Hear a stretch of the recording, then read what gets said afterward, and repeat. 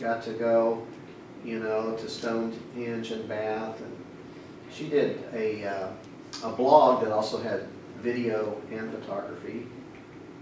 So this is important. All of your financial aid still applies when you study abroad. You take it with you. We still have you enrolled as a student at Missouri Southern for that very reason. And I always encourage students to see Becca Diskin, the Director of Financial Aid, who loves working with students who are studying abroad. So she can be very helpful in getting you additional money if your program costs more, like the London program. So why should you study abroad? Here are 10 reasons. One I put in bold here: increase your employment prospects 1%. 1% is the national figure for university graduates who've studied abroad. You would think it would be a lot more than 1%. It's like 1.3%. You would guess it to be what? 10, 15, 20%? But nationally, the average of college graduates who've studied abroad is only 1%. So it's much higher at Missouri Southern because of our international emphasis. But still here, it's only probably 15%. So what this means is if you graduate and you've studied abroad, you put that on your resume, that gives you a competitive advantage over 99% of the other graduates who might be applying for that same position. You've studied abroad, they haven't. And why would an employer care that you had studied abroad? It's because of all these skills that you bring back. There's really a remarkable transformation among students who have spent a semester abroad. They come back just super independent. They can do anything, they can figure anything out themselves. They know how to take care of problems that come up. They have coping skills, problem-solving skills, navigational skills. They're able to figure out public transportation, how to ride trains, how to ride buses, how to navigate around their country into other countries. They know about currency differences. It's really quite remarkable to see how these people grow during their semester abroad. And so all of those skills are important to employers. And so many businesses now, even in the Joplin area, are selling their products and their services overseas. And so if you have international experience, you usually, your application goes to the top.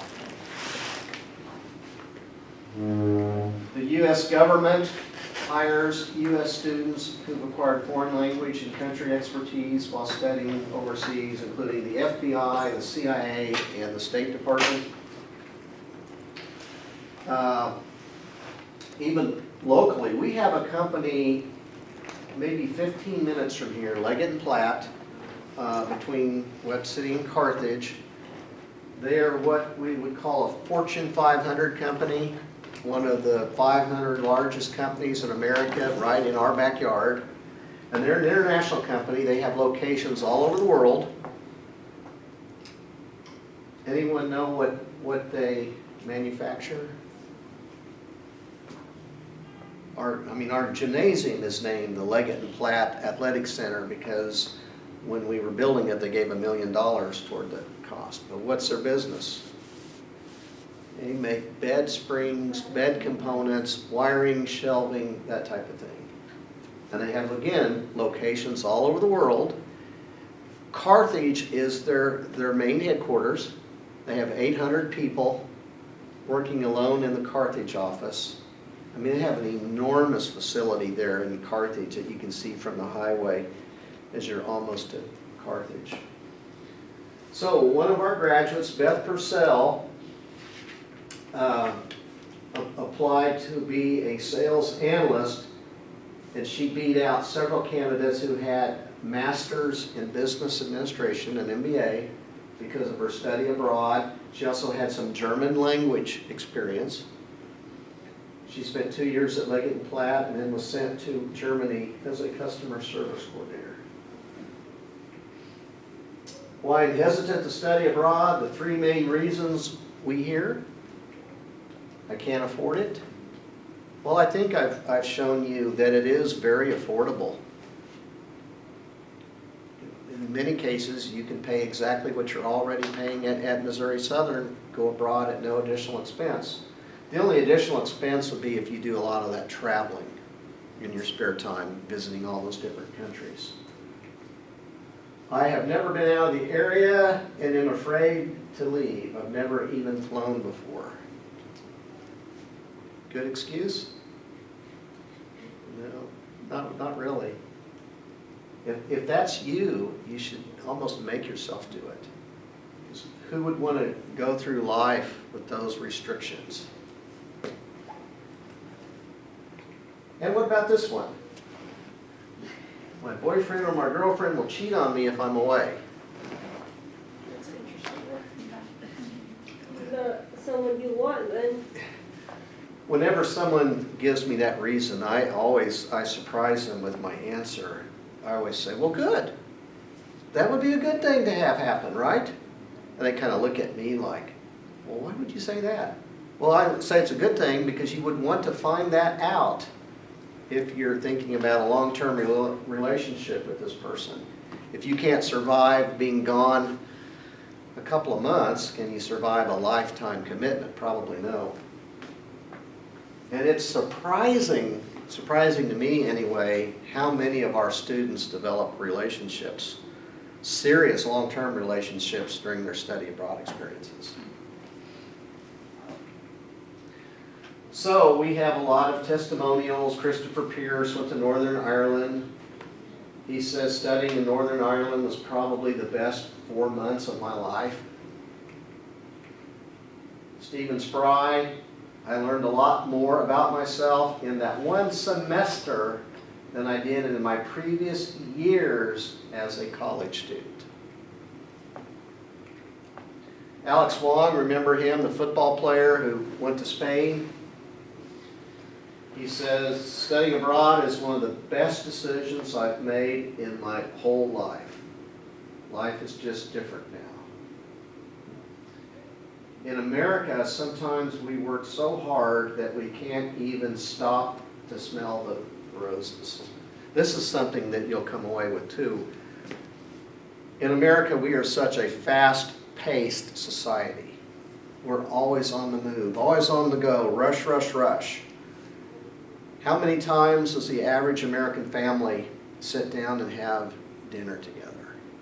Very little. Rarely. Usually you're going through McDonald's, you're grabbing a sandwich, you're taking the kids to soccer practice, rush, rush, rush. And in these other countries, particularly in Europe, they almost always manage to have a sit-down meal with the family, maybe not every single night, but several nights a week, where they have a lot of good conversation.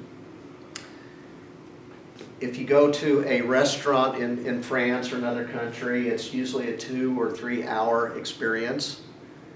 If you go out to dinner here, it's even rushed.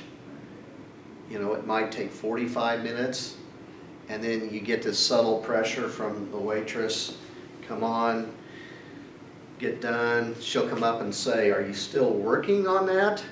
Like it's a chore to eat your meal, it's work. You get the opposite experience in France. You have to find the waiter and summon him to get your bill when you're ready to go. He won't come and interrupt. They're constantly interrupting you when you're out to dinner here. You know, you're always in mid-conversation and they come up and they want to check on things, and they're just kind of subtly kind of moving you along, you know, to get it done, get you out the door, and bring in the next person. Because they're so tip dependent. And in Europe, you don't have the concept of tipping, which is nice when you visit those countries. And you have professional waiters, and they don't have to rely on tips. They are paid by the restaurant. Laura Lehman went to Japan. intending to go one semester, and she's another one who kept extending and extending and extending, 1, 2, 3 semesters.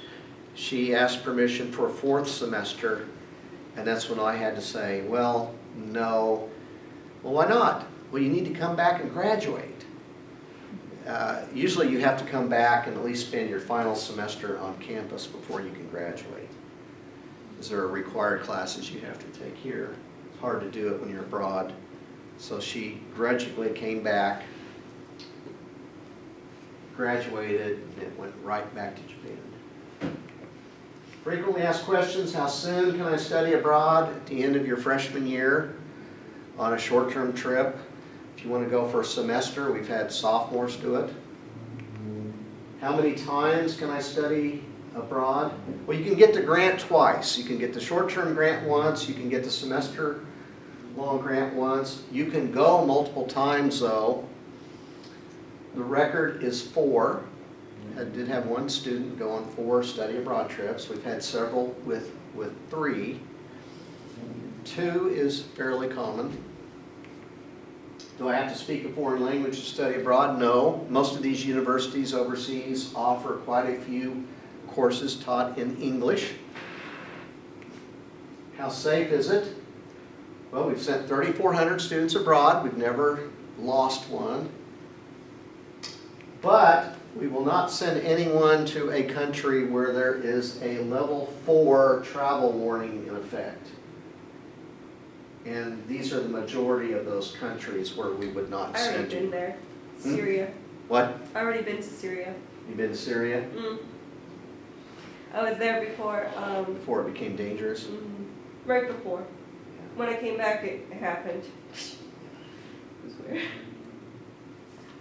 So the State Department rates countries by a 4-tiered system.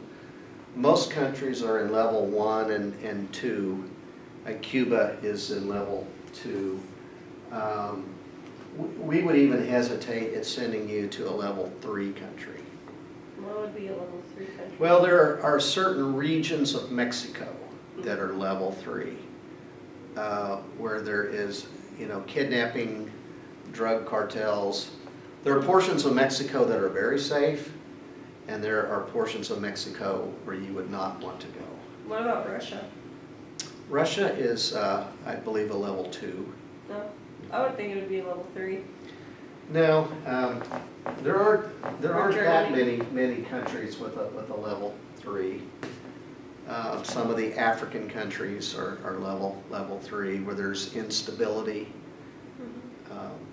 But our students almost always go to level 1 and 2.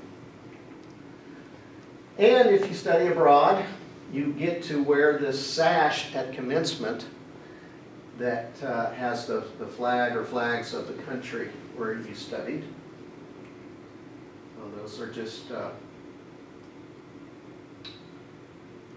these students went to 3 countries, the Czech Republic, Poland, and Denmark, and so their sash has all 3.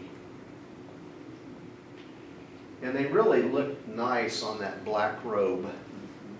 And you also get your name in the commencement program. There's a page, students who've studied abroad, and so you get to be listed there too. Just another way of recognizing you. We also have a major in international studies if you're interested. Our students become citizens of the world and think about global issues and problems. And again, my contact information. Questions? What time is it? It's 11:51. That was her question. That was your question, Abby? No. Okay. Very good presentation, thank you so much. That's a lot of good information, and hopefully those that weren't able to attend will be able to watch it and. I wrote all over it. If somebody's interested in studying abroad, so They should should. they come talk to you They first? should Okay. come and see me. But then they would go through the whole ISEP website stuff? Yeah, that's an online application. Okay, very good. How individualized is the planning of studying abroad? Like, like because I really, really want to study abroad, Uh-huh. but like I'm scared. I've gone to Spain and France. I went with, I forgot what the program's called, with my high school. Mhm. And it was my first time ever on a plane and like going out of the country. And I have like, I'm not good about doing things on my own, but like I want to do it, but I'm really, really bad at planning and stuff. Okay. So like I kind of have to have like a schedule of like what I would need to do. It's not that difficult, really. If you go to one of these universities through ISEP, you know, you kind of fit that university's schedule for that semester. Usually they have orientation that starts a week before their semester does. And it's just a matter of booking your flights, and we'll help you with that. It's pretty easy to do, actually. And if you've already gone once, then Yeah. you're really ahead of the game. Yeah, that's